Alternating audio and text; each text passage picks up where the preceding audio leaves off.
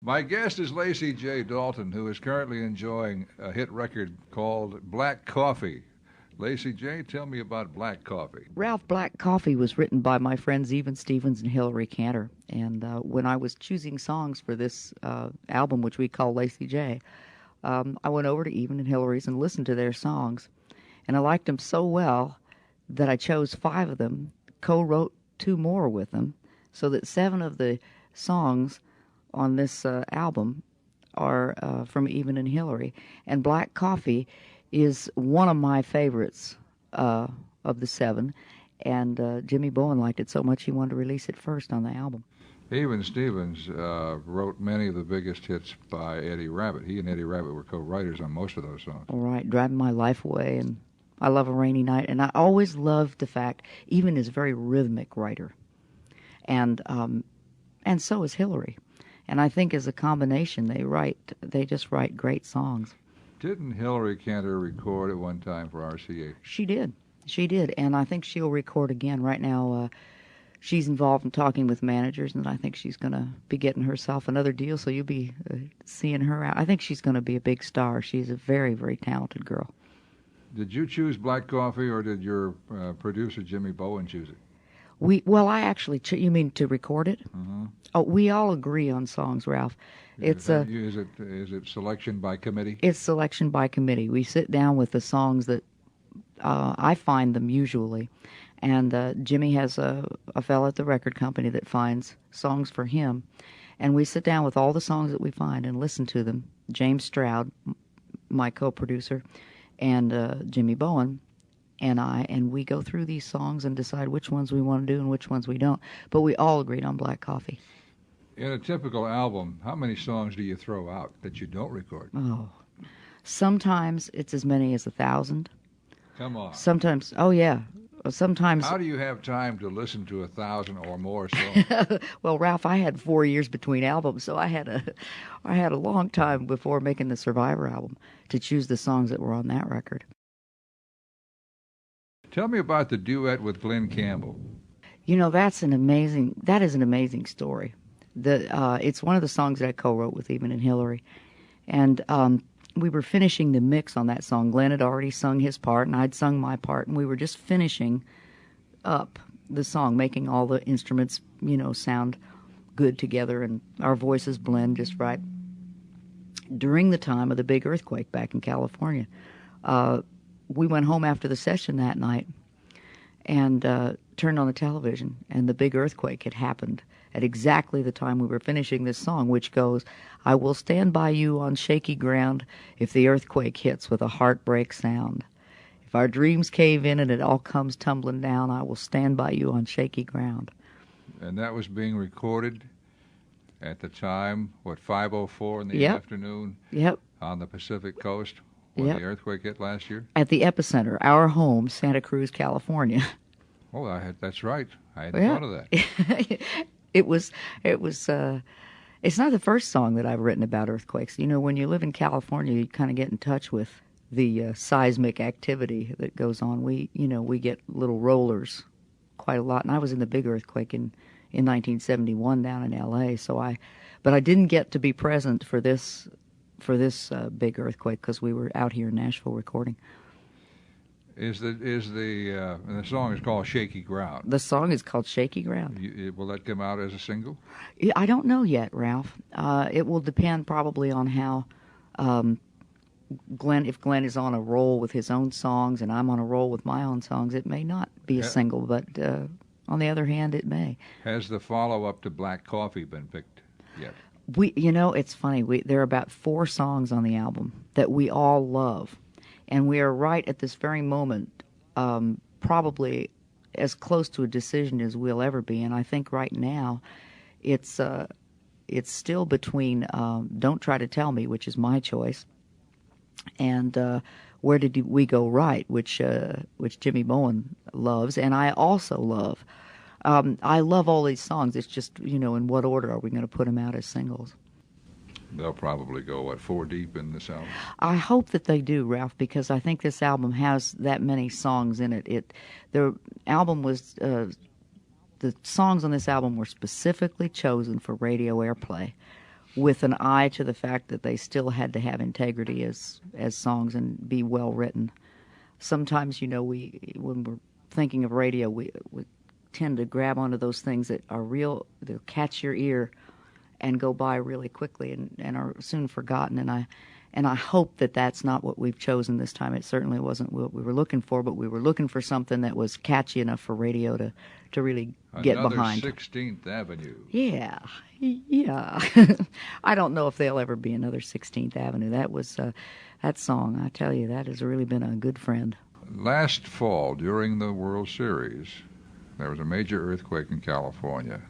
And I believe Santa Cruz, where you live, was the epicenter of the earthquake. My question is, did you lose anything? Did you lose your house? On the way home, we were in Nashville recording, and on the way home on the airplane, I said to my husband, Darren, I said, I don't care if the house is completely demolished. I don't care if we have a thing, as long as everybody's all right. And when we got back, we didn't know for a couple of days. I knew that my assistant and her little boy were okay. And I knew that Aaron's folks were okay. They live there too. But I didn't know where my son was for 24 hours. And it was, I kind of, inside I sensed that he was all right. But the other part of me was saying, well, you're probably just doing this so you don't go completely out of your mind before you get back there. So it was a very uncomfortable 24 hours till I found out that Adam was all right. But he had very narrowly missed being at the Pacific Garden Mall, which was, for the most part, leveled. He was on his way back to return a leather jacket that I'd bought him, and his girlfriend was taking too long putting her makeup on, and so they were still at her house when the earthquake hit. And not Girls in this. Are like that. I'm so glad. I will always thank Rebecca for moving like a snail. How about your house? Well, we lost, like everyone in our area, we lost our chimney. I mean, the bricklayers, the masons had a field day because everybody's chimney fell down. But we didn't lose, none of the windows broke. Some prints fell off the wall and the glass broke from them, and we lost some crystal and things like that. But compared to what we saw on the television before we got there, and there really wasn't that much. They kept saying that Santa Cruz was the epicenter, but they didn't give us much information about it, especially for the first 24 hours. We just didn't know how extensive the damage was. And so I felt very, very low. I didn't even blink an eye when they said the chimney was gone. You mentioned to me that you had been through an earthquake. In 1971, the big one in L.A. I was in L.A. at the time. And how big was that on the Richter? It was up there. I think it was 6 or 7. It was a big rolling earthquake, and it happened very early in the morning. I remember I looked out the window, and the sky was all red, from the morning light. But when I first looked at it, I thought they've dropped the bomb. I have in front of me a book about Lacy J Dalton, or a book that features some notes about her. And I didn't realize you made records before you went to CBS. On Harbor Records? That's right. I made a single, 1 or 2 singles, and as Jill Croston. As Jill Croston, and I had an album as Jill Croston, which we made in a garage, which took us 2 years to make this album. For various and sundry reasons, everybody donated their time, and just about the time you'd get the ultimate take on a song, you'd realize that the tape machine had broken down an hour before and nobody had noticed. It was a long time coming, that album. You were having fun, though, weren't you? Oh, we were. Notice the tape. We were having a big time. Do you have a copy of your Harbor records? I think I do. Yeah, I think I do. There's the guy who made them has about 3,000 of them in his living room. He's always trying to get me to buy them. All right, explain why you recorded as Jill Croston. Because that's who I was. What's on your birth certificate? Jill Byram is my maiden name, and then I married John Croston and became Jill Croston. And then I signed with CBS Records, and Billy Sherrill told me I'd never sell any albums as Jill Croston because nobody could ever remember that name, and I'd be real stupid if I didn't change my name, and so I did. Who came up with Lacy J Dalton? I came up with the name Lacy J Dalton because I never thought I'd have to change my name. I thought, wow, Jill Croston, that's a pretty good name. I like that. But when I did have to change it, or when Billy convinced me after weeks, I mean, we fought for weeks. My manager and I, David Wood, at the time was my first manager, and we had hotel rooms across from each other at the Spence Manor. I mean, directly across the hall, and we were talking through a mutual friend in San Jose because we weren't talking to each other during that time. But it finally became clear to me that Billy Sherrill knew a whole lot more about selling records than I did, and I'd probably be pretty smart if I found a name. And I remembered thinking that I heard a name that I really liked. My guitar player's ex-wife's name had been Lacy B. Walker. And I always thought that was such a nice name. And so I said, all right, Billy, I'll be Lacy B. Walker. And he said, no, you won't. He said, there are too many Walkers in the music business. He said, find a name that sounds outlaw. So the Dalton game. Yeah, so I found, and because I had one of the people that I listened to, I had a great teacher. She wasn't a formal teacher, but I listened to a woman named Karen Dalton a lot when I was first learning how to sing, who still, when I listen to her records, she has phrasing a lot like Willie Nelson, a real great, almost sounds like Billie Holiday in the way she sings. And she was a very important influence in my life, and I thought this might be a way that I could honor her too. So I chose Dalton, and Billy accepted it, and I kept the J so I could still be Jill to everybody who'd known me for 30-odd years as Jill. So Lacy J Dalton was born. Yeah. What is your real name today? This is a good story. I am Jill Croston Anderson, and my real name. Now, if I eliminate, I'm going to change my name to Jill Croston Anderson. But at the moment, because my son's name is Croston, at the moment my name is Jill Lynn Anderson. Wait a minute. Yeah. Why?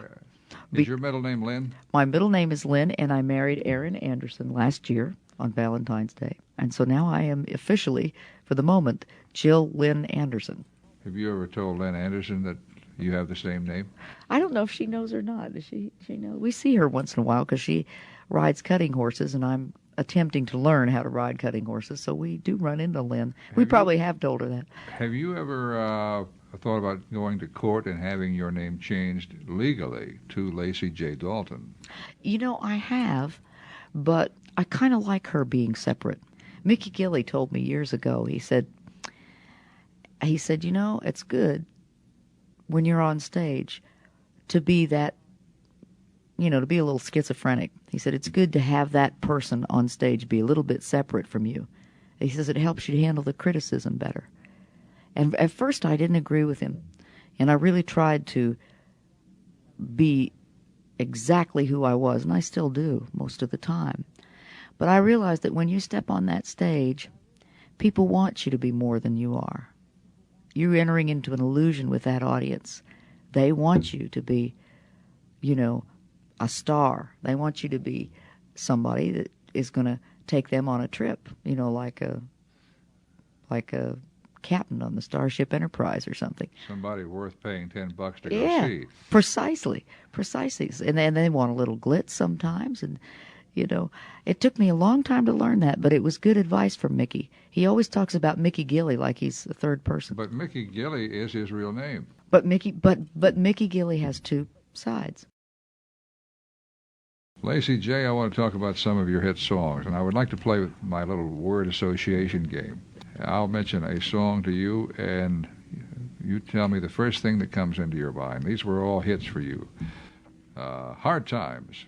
Hard Times. Bobby Braddock, the writer of that song. Billy Sherrill found Hard Times for me, and we recorded it. It was the title track of the second record that I made for CBS. You mean title track of the album? Yep, title track of the album. Should have been the story of my life with CBS. Could have been called Hard Times. That was a hit in 1980. Yes. How about Hillbilly Girl with the Blues? That was a song that I wrote upon arrival at my sister's house in Michigan after having visited 105 Billboard reporting stations in a Winnebago with my mother and my manager.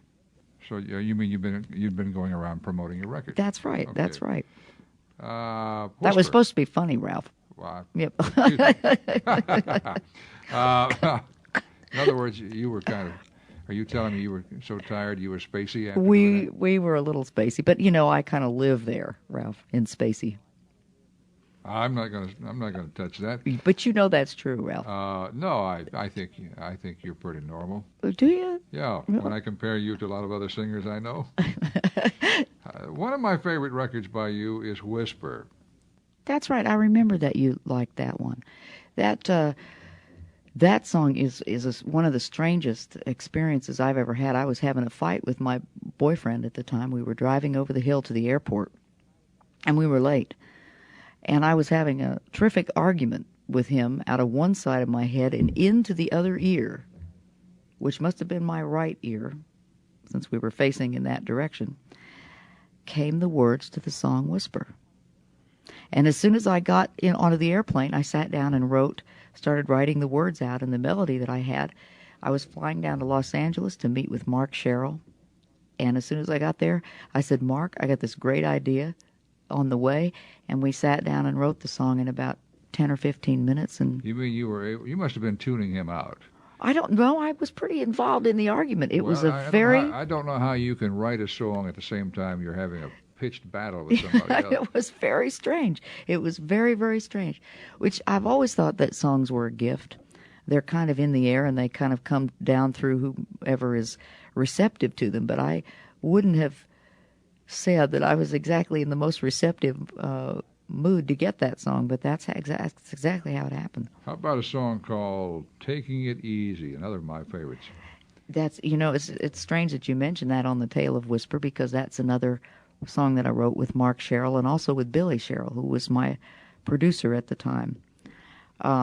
Mark had the idea, and he said, gee, I've got this great idea for a song, and he played what he had for us, and Billy said, you two go work on it for a while. He says, I love this idea. You two go work on it for a while, and then bring it back to me, and let me see what you got. So Mark and I went in and worked on it for a while, and we took it back to Billy, and he said, no, that's not it. He said, go back and work some more.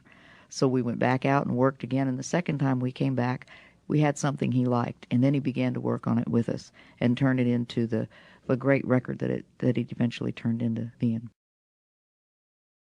Lacy, I want to talk about a song that I feel is your signature song, and that's 16th Avenue. This was a top 10 record in 1982, and it's about a street in Nashville, which is the cornerstone street of the Nashville music industry. It's where it all started. Tell me about the song, about the boys who make the noise on 16th Avenue. You know, Ralph, this is a good story because the song was written by a guy who was discovered. He actually came to Nashville to be a songwriter, but couldn't make it as a songwriter, so he became a carpenter. And it was actually our friend Even Stevens' studio that Tom Schuyler was working in when Even discovered that Tom could play the guitar and write. So Tom lived the story of 16th Avenue, which is about all the songwriters who come here, some of whom make it and others who have to go home. And it's a very hard thing. I had never actually experienced walking up to a publisher's door with my songs in my hand. If I had, I don't know if I would have had the strength to handle that kind of rejection, because it's very hard to sit down with someone and play a song. Sit down with a guitar in someone's office and play a song that you've written is a very scary thing. I don't think there's a more vulnerable feeling. And songwriters are very sensitive anyway. They're creative people. They're very sensitive, and they're very close to what they've created. They really care about what they've created. So if you don't like their song, it's very hard for them to detach from it as people. And some of them write songs that are good enough. Some of them have the talent to learn how to write songs better. Those are the ones that... I think writing songs, from my experience of it, means that you have to maintain an open heart. You have to keep your heart open, especially if you're writing with other people, and allow your instinct to write the song and your feelings to write the song. If you let your brain write it, you can get a pretty mechanical thing.